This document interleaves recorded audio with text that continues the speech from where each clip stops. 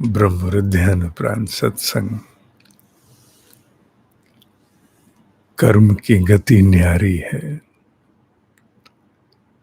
हर भाव से कर्म, हर विचार से कर्म, हर कल्पना से कर्म, हर स्मृति से कर्म।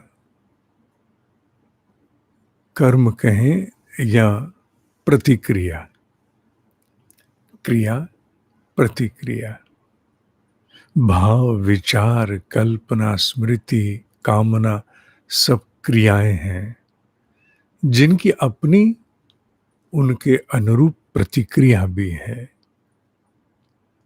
और यही वो प्रतिक्रिया है जो बंधन बन करके जीवात्मा को आगे नहीं बढ़ने देते। एक के बाद दूसरा जन्म और उन्हीं अवस्थाओं में जन्म। जैसी मनुष्य की प्रकृति एक जन्म में लगभग प्राय सी, दूसरे जन्म में, तीसरे में, सैकड़ों जन्मों में एक सी प्रकृति ढोते हुए कुछ आंशिक सुधार, आंशिक उत्कर्ष जीव प्राप्त करता है। और वहीं जब जीव आध्यात्मिक हो जाता है, अध्यात्म पथ पर गंभीरता से साधनों में आरूढ़ होता है, आत्म दर्शन और आत्म परिष्कार के पथ पर चल पड़ता है, तो वही उत्कर्ष की गति जो अन्यथा सैकड़ों जन्मों में बहुत थोड़ी सी, वो बड़ी द्रुत गति से, तीव्रता से होनी आरंभ हो जाती है। यही क्रियाएं बंधन और यही क्रियाएं मुक्ति पथ है। बात समझने की क्या है कि क्रियाएं नहीं छोड़ी जा सकती।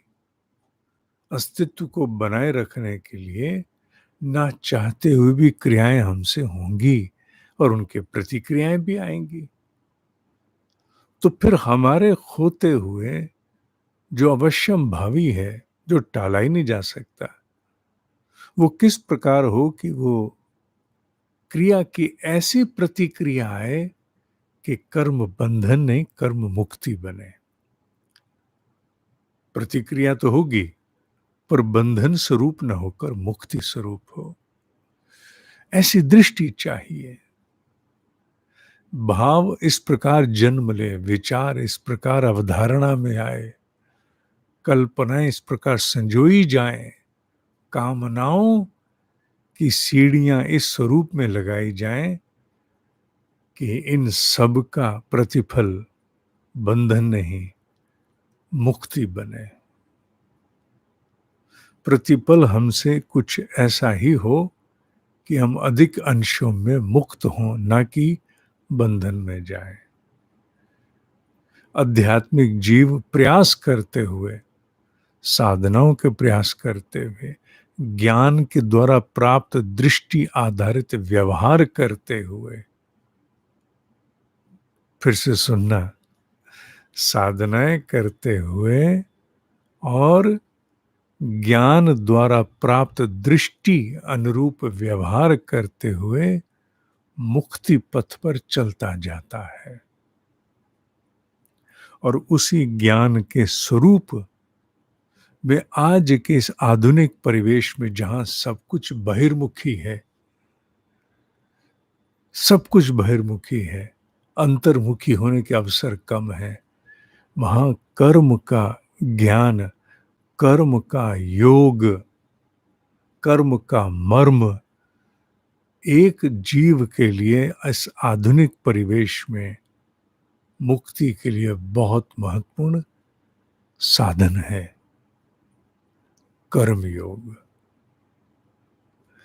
इसी प्रकार ज्ञान को लेकर के सत्संग के द्वारा, रिकॉर्डिंग के द्वारा जब हम कोई कोर्स आरंभ करते हैं तो बार बार दोहराते हैं, यही तो कार्य है मेरा, और मेरा क्या काम है।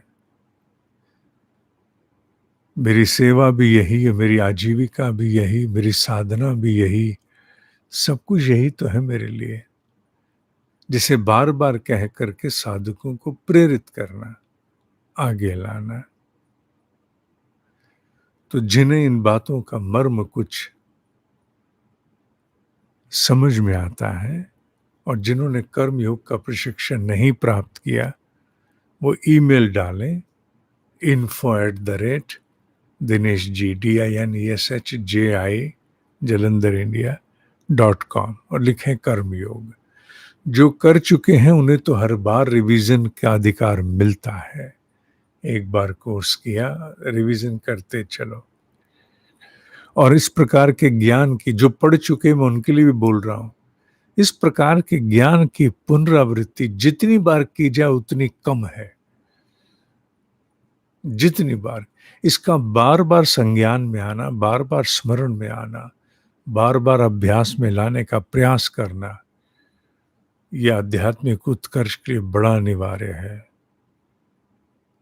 बार बार का पुनरावलोकन बड़ा आवश्यक है, क्योंकि बहुत बड़ी संख्या में साधक इस ज्ञान, कर्म योग के ज्ञान को मेरे साथ प्राप्त कर चुके हैं।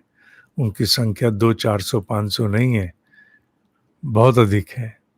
उन सबको भी कह रहा हूं मैं, जो नए हैं उनको तो कहा ही जा रहा है।